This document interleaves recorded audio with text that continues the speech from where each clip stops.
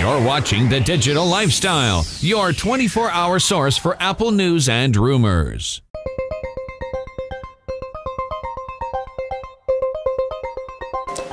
Hey everyone, welcome once again to Root Access, the show where we answer your tech questions and give you a glimpse behind the Genius Bar. And of course, to help me do that, I'm joined by former Genius, Jamie DeGrazio. Yep. Welcome. Hello. I thought for this segment we would jump right into the questions. Okay. Q&A, because we always ask you to send them to root@thedigitallifestyle.tv. So we'll dive right in. Mark in Lake Placid asks, is it better to turn the computer off overnight or put it to sleep? And does it matter if it's a laptop or a desktop? So what are your thoughts on the sleeping versus shutdown process? Or just leave it on? Sure. I mean, I've always just slept my computers for the most part, you know, both laptops and desktops. I don't see there's a real reason to shut it down. You know, it takes more time to boot up, things like that. The only thing you should be aware of is, you know, if it's left running all night, you know, that is a power drain. Sure. If you're going to do that on a laptop, you could set it so the display goes off. It's still probably a waste of electricity. Well, what about that whole thing that there are certain scripts that run like at 3 a.m. to help clean out the hard drive? I mean, is that stuff that you really need? I mean, there are some things that run. The Mac OS does to clean up some things in the background at certain intervals, and I think they are like late, you know, 3 a.m. But I honestly wouldn't be too concerned about it. Okay. If you're done with the laptop, just close it, sleep it.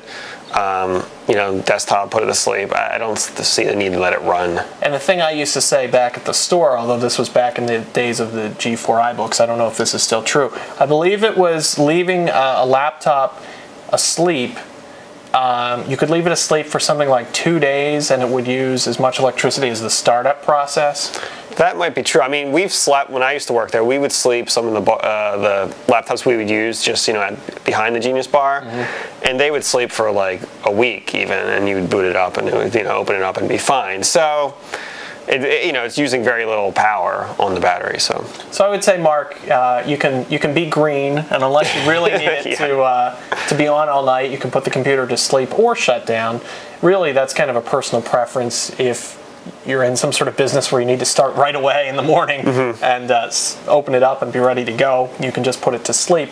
And if you're really concerned about those various cleanup things that happen overnight, I know there are some utilities you can change the time of day. Yeah, and you can force it to do it. And you can force it to do it as well. So, Mark, thank you very much for that question. Don't turn your computers off now, though, because this is the digital lifestyle. And being digital, we're only on the computer. Not on the TV. Yeah, well, TV's old. TV's dead. Who needs TV? Unless you have an Apple TV. There's no strike here. There's no strike. No. Our writers are here, and they're at this table, incidentally.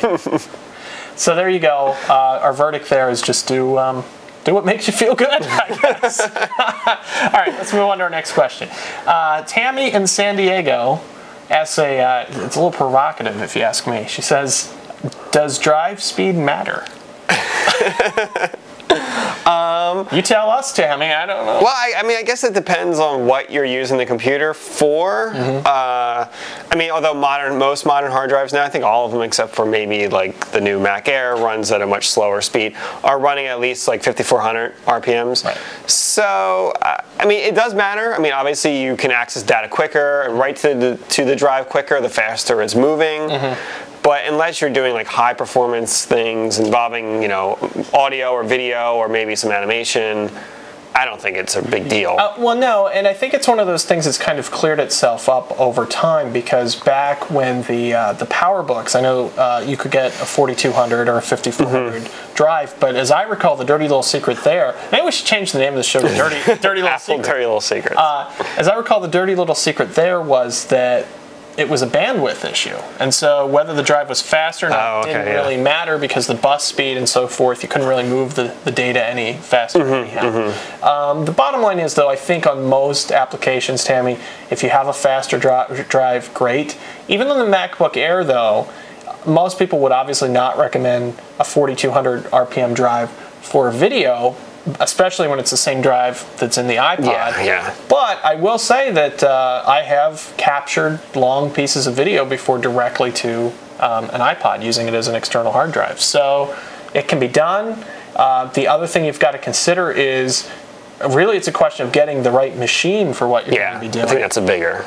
Because if you have a drive that's a 1.5, 1.8 inch drive that's a 4,200 RPM drive, you don't want to be doing heavy Photoshop and that. Yeah, it's not really meant for that. So think about the overall system, not necessarily just the drive speed. I think is a fair. Yep, I think that's right. Yep. And you probably don't need the 10,000 RPM, those specialized drives, the Cheetah drives and so forth, that are very fast for what, I don't know, but capturing high def video or something, I don't know. So there you go. Remember, if you have any questions, you can send them in to root@thedigitallifestyle.tv.